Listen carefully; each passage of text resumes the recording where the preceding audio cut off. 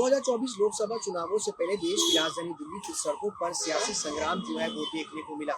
BJP आम आदमी party पर और आम आदमी पार्टी बीजेपी पर हमलावर नजर आई। दोनों ही पार्टियों की तरफ से धरना प्रदर्शन किया गया। जाहिर सी बात है, लोकसभा चुनाव नजदीक है और ऐसे में दोनों ही पार्टियां एक दूसरे पर आरोप प्रत्यारोप की राजनीति करती हुई नजर आ रही है, क्योंकि लोकसभा चुनाव महज चंद दिनों के अंदर ही उसका अनाउंसमेंट जो है वो हो जाएगा, आचार संहिता लग जाएगी। ऐसे में जनता के बीच में चुनावी रैलियों से पहले अगर आरोप प्रत्यारोप की राजनीति हो तो जाहिर सी बात है लोकसभा चुनावों में उतने ही ज्यादा वोट जो है वो मिल सके। इस उम्मीद के साथ आज आम आदमी पार्टी ने बीजेपी पर चंडीगढ़ में हुए इलेक्शन की बातचीत का मुद्दा उठा करके बीजेपी हेडक्वार्टर पर प्रदर्शन किया, जिसमें दिल्ली के मुख्यमंत्री अरविंद केजरीवाल और पंजाब के मुख्यमंत्री भगवंत मान भी जो है वो शामिल हुए।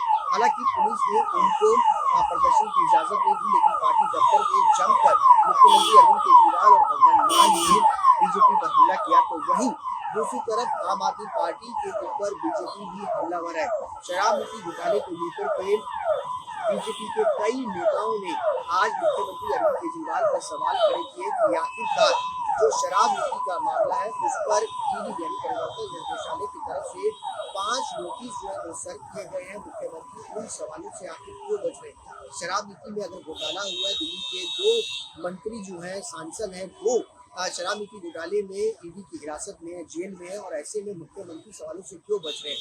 यानी जाहिर सी बात है कि चुनाव नजदीक है और ऐसे में बीजेपी शराब नीति जैसे मुद्दे को उठा करके आम आदमी पार्टी पर हमलावर है, ताकि दिल्ली की 7 लोकसभा सीटों को एक बार फिर से वापस जो है वो हासिल किया जा सके। पिछले 10 सालों से 7 लोकसभा सीटों पर बीजेपी का कब्जा है। बीजेपी 7 लोकसभा सांसद बीजेपी के हैं।